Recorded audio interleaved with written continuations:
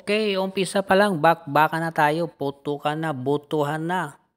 Ganito tayo pag maisog. So, si maisog po ito. So, magandang araw sa lahat. Maisog po ang iyong lingkod. Umpisahan na po natin ang ating bakbakan. Bansang Pilipinas, kinumpirma, sasali sa pitch black ng Australia. So, kakaiba yan, ano? Mukhang naghahanda tayo. Mukhang inaalam natin ng mga strategy. Kasi nga daw may pondo. So, binigyan na ng pondo ni PBBM ang Armed Forces of the Philippines. So, malamang nangangalap ng magagandang jet fighter. Pandagdag persa dito sa ating Pilipinas. Ayos yan. Mabuhay kayo. Ayan po, pakinggan po natin.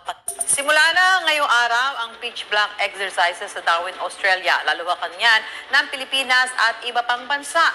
Nilinaw ng Philippine Air Force na walang kinalaman sa issue sa West Philippine Sea ang paglahok nila sa pitch black exercises. May unang balita, si Chino Gaston. Ayan po. Sasali daw po tayo sa pitch black ng Australia. Kang ayos yan. Yan ay estratehiya din natin para mas marami tayong malaman kung paano mga estratehiya sa impapawid. Kasi mahirap na. Kasama yan sa paghahanda ng natin, sandatahang lakas eh. Yan eh. Hindi naman sasabihin din yan eh. Parang lang yan, gulangan eh.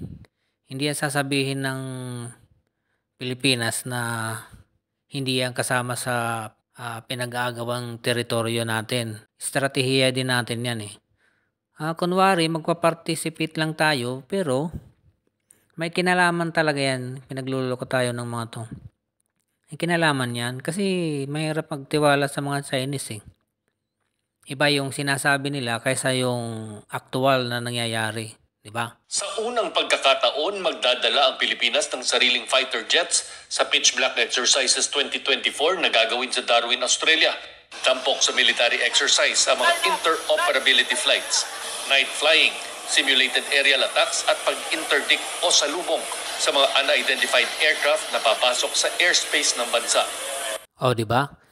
Sariling sariling jet fighter natin ang dala. Ibig sabihin, kailangan gamay mo yung hawak mong jet fighter para in case na mapatrouble tayo sa China, so alam natin kung paano magpaikot-ikot, umiwas, tumbling-tumbling, magpaputok-putok, parang ganun talaga eh. Kahit ba naman ako, pag yung halimbawa ako, so kailangan ko talaga yung sarili kong jet fighter ang dala ko para mahasa ko.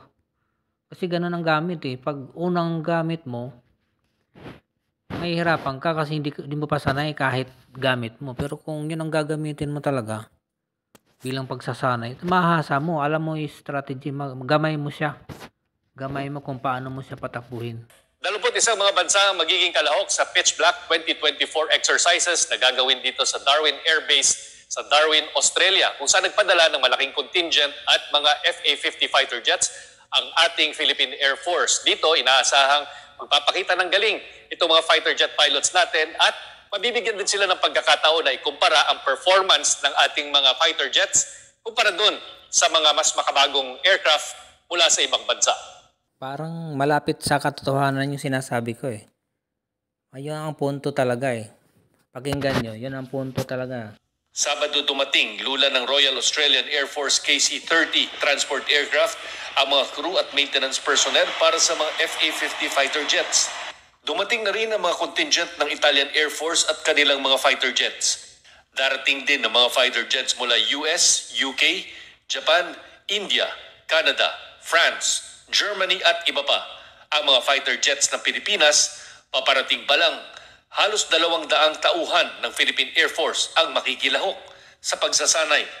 Paglilinaw ng Philippine Air Force, walang kinalaman ang paghahanda sa pitch black sa tensyon sa pagitan ng China at Pilipinas sa West Philippine Sea. Yan po, napakinggan po natin ang isang mahalagang impormasyon na ating napakinggan. So ito po ang yung kasama kaibigan si Maisog. Please subscribe and hit the notification bell para updated kayo sa ating mga susunod na mga video. Bye-bye!